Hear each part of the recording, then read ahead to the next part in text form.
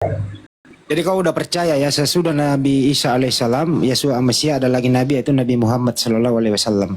Ada. Penutup para nabi. Kalau apapun yang perkataan Yesus itu kan kebenaran dari Allah, berarti ada. Kalau Yesus menjanjikan seorang penolong. Jadi kau udah percaya Nabi Muhammad?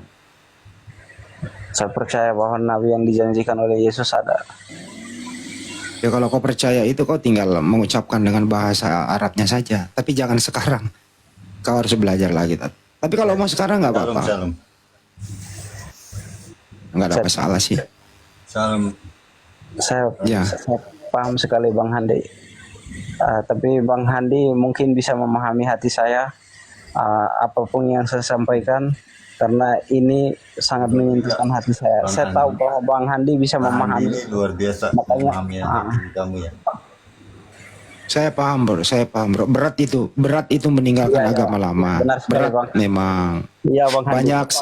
Banyak pertimbangan keluarga, kedepannya seperti apa.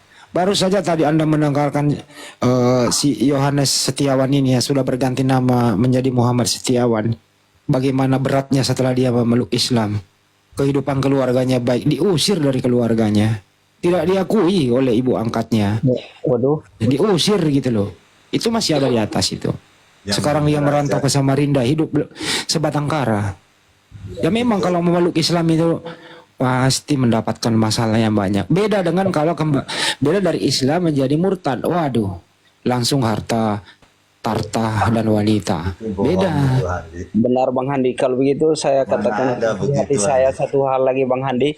Kenapa di dunia ini ikhlas itu sangat berat Bang Handi? Kenapa ikhlas itu di dunia ini sangat berat Bang Handi?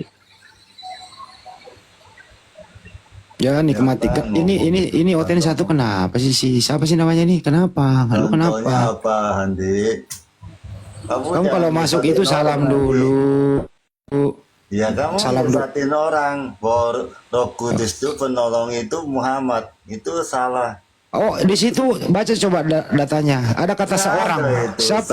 Itu seorang apa? Katakan oknum di situ. Itu orang siapa itu? Itu orang siapa? Oknum itu. Iya, orang itu siapa?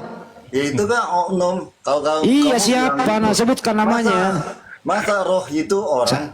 Bu, itu ada kata seorang. Sekarang di situ jelaskan bahwa roh. Di situ tertulis seorang penolong yang lain. Siapa orang itu? Jawab. Mana bisa disebut roh? Nah ini kan lah. Kita bilang seorang, dia bilang roh. Mana kamu bisa sebut roh kalau itu orang?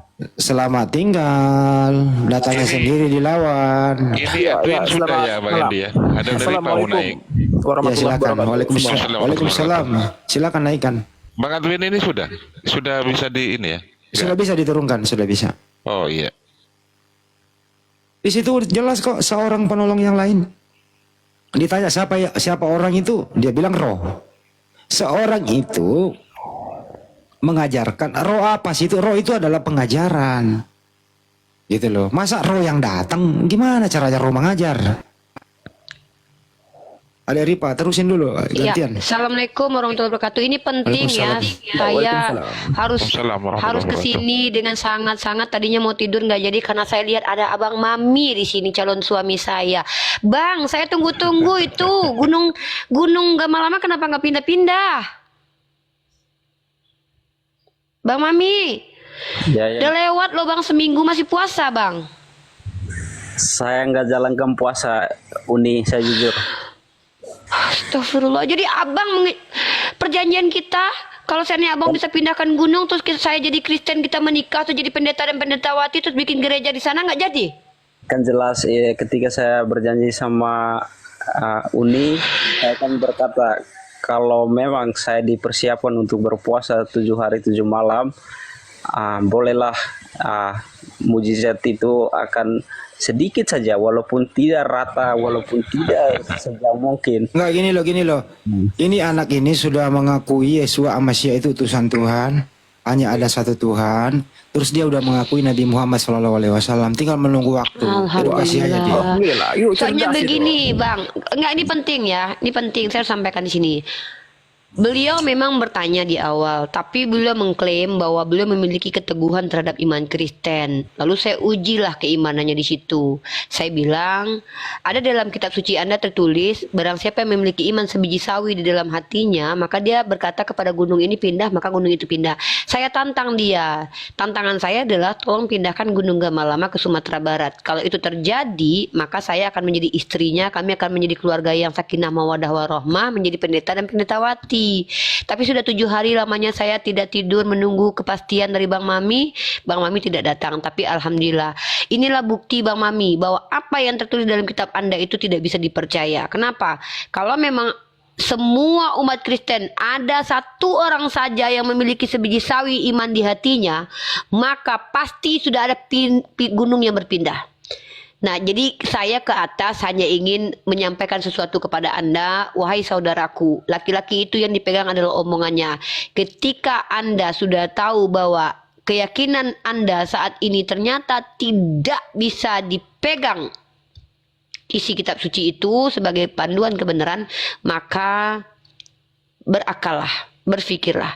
Mungkin itu saja Bang Mami ya, kita selesai bahwa kita tidak jadi ya, deal kita sudah gagal ya. Artinya saya tidak perlu lagi terikat janji dengan siapa-siapa Bang Mami ya. Iya ya, terima kasih Uni karena sudah Kenapa nggak pernah muncul ke komal saya? Kok nggak kabur-kaburan? karena saya merasa di hati digentarkan dan digemparkan oleh kebenaran. Makanya saya butuh waktu untuk istirahat, untuk mempelajari lebih dalam. Makanya saya Ya naik udahlah di kalau gitu. sini. Oke, baiklah ya. Oke, kalau begitu saya turun ya. Saya sudah lega. Sudah... Jangan turun nih, jangan turun. Di sini saja. Kenapa? Di sini saja. Nggak mau turun, mau tidur. Ya, No. semoga semuanya berjalan lancar Bang Mami. Kalau kebenaran itu sudah masuk ke dalam akal, sudah masuk ke dalam hati nurani, apalagi yang kau tunggu saudaraku, kehidupan setelah kematian itu sangat panjang dan kekal. Ketika Anda sudah mati di hadapan Tuhan yang benar, Anda tidak bisa kembali untuk memperbaikinya. Makanya dunia ini tempat kita belajar. Gunakan akal, gunakan hati nurani. Kebenaran tidak mungkin bertentangan dengan akal dan hati nurani. Itu saran dari saya, oke? Wabillahi taufik wal hidayah. Assalamualaikum. Lu tanggapi dulu ini. Tadi saya ada pertanyaan sangat-sangat menyentuh dia itu. Kalau boleh meminta, kamu nanti dikembaliin dulu. Terus boleh meminta, kamu meminta dilahirkan kembali rahim seorang ibu muslimah atau ibu Kristen. Jawabnya apa coba? Coba tanya. Apa? Apa Mami? Jawab Mami. Dilahirkan oleh ibu seorang muslimah. Masya Ya, jadi Allah. begini, Masya Allah, tapi begini Bang Mami begini ya, tidak ada kesalahan dalam semua takdir Allah. Takdir Anda sebagai seorang laki-laki yang dilahirkan dari rahim seorang wanita Kristen itu terbaik bagi Anda. Kenapa? Allah tidak membedakan laki-laki perempuan yang lahir dari rahim Yahudi, lahir dari rahim Kristen, lahir dari rahim Muslim. Kenapa? Pada dasarnya setiap anak manusia yang keluar dari rahim wanita itu suci dan Muslim.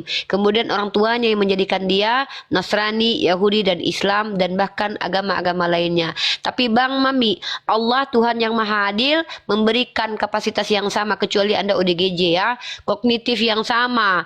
Kita diberikan akal, diberikan hati nurani. Di usia yang saat sekarang ini berfikirlah, karena Islam memerintahkan untuk afala yataqilun, afala yatadabbaru. Justru kalau seandainya saya boleh jujur, harusnya kami yang lahir muslim dari kecil ini cemburu dengan kalian kaum kafir yang kemudian di usia 30 bersyahadat terhapus semua dosanya. 40 tahun bersyahadat terhapus dosa yang sebelumnya, 50 tahun bersyahadat terhapus dosa sebelumnya. Betapa cemburunya saya, karena saya sendiri dari umur mulai balik, mulai dikenai syariat sampai saat sekarang ini, saya tidak tahu mana dosa saya yang sudah dihapus, mana dosa saya yang sedang dibebankan kepada saya. Makanya kita tidak ada yang tahu tentang kehidupan kita. Dan dari sinilah saya berpikir bahwa Allah Maha Adil. Allah Maha Adil abangku. Walaupun Anda lahir dari rahim Kristen, percayalah